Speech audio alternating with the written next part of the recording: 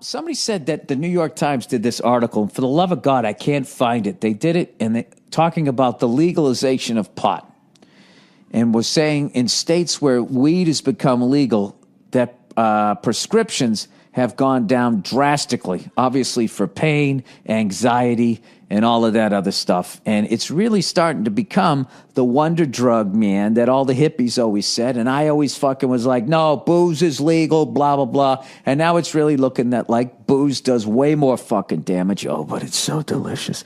Does way more damage than weed does. So according to this New York Times article, according to this person who said it was in the New York Times article,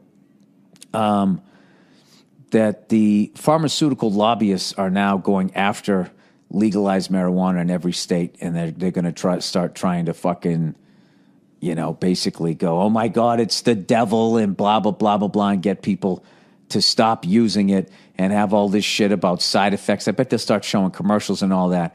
But I got to tell you, the fact... This is the problem. Well, maybe they won't. I was going to say the problem that they're going to have is now that the cat's out of the bag, okay, and these states are making so much money in tax revenue, right? Like there's this whole thing going on in Denver because it's legal at a state level but not at a federal level. You don't pay federal income tax. It's this weird fucking thing, so nobody knows. Oh, I know. Banks won't accept the money. Because the banks, federal banks or whatever, can't accept the money or whatever. So what these people who grow the weed are doing, they're just buying up land. So in Colorado, from what I heard, once again, I never read. I listen to people, and whatever they say to me, I just considered it as a fact, right? It's so much easier than doing research. And you know what's great about it? If you fuck up, it makes other people feel smart, Nothing strokes your ego like correcting another human being. That's a human being. That thing can speak. It can drive a car. Maybe it can fly a plane. To be right. I mean, anybody can be right when there's a dog. There's a fucking dog in the room. That doesn't do anything for you. But if it's another fucking person, right, who's got a thumb and shit and can like hold a hammer, if you're fucking rad, it's the greatest. It was actually 1897. Yes, 1897, Spanish-American War. Anytime you get to do that, and then you get to watch them be all fucking mad. Like when I was talking about George Bush, I thought everybody was making fun of him because he didn't dance well. I didn't realize it was some memorial service for, fallen officers or an officer in particular. I didn't look. I just watched the fucking video. Oh, and it just rolled in. Everybody. Oh, let's fucking correct old Billy Redbeard, Everybody had a great fucking time doing that. But I'm off the rails here, okay? I still have to say, as much as that was inappropriate, which it was completely inappropriate, obviously, it was fun to see him, It was fun to see that he's enjoying his retirement. It's like when you see Letterman, he let the beard go out, he got rid of the fucking toupee, he doesn't give a shit.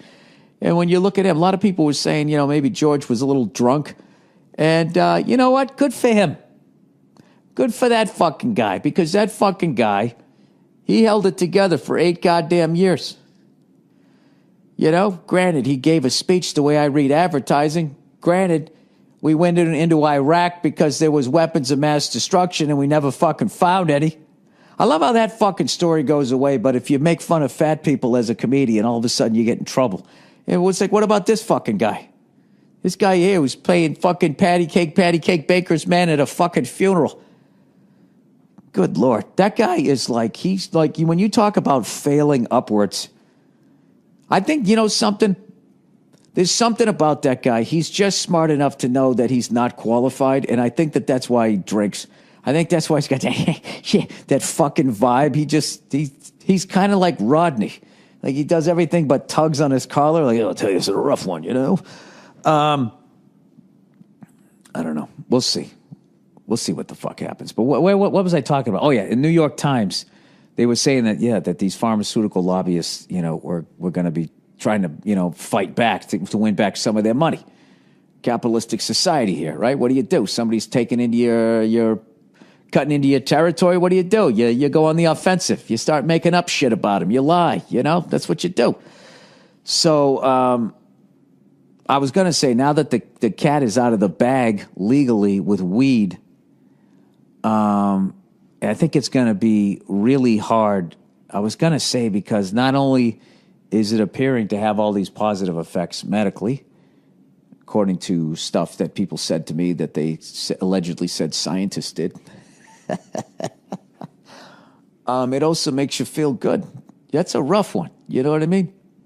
Whereas all that other shit, a lot of the pharmaceutical stuff just sort of like numbs the pain, all of that stuff, and then all of a sudden you get onto the harder drugs and all that. It's really fucking evil. You know, I got a friend of mine, she had problems with something going on with her shoulder. She couldn't pick her fucking arms up past her shoulder. I referred her to this same masseuse that I went to, and she immediately was getting results. And she was, according to her, was stuck going to these fucking doctors.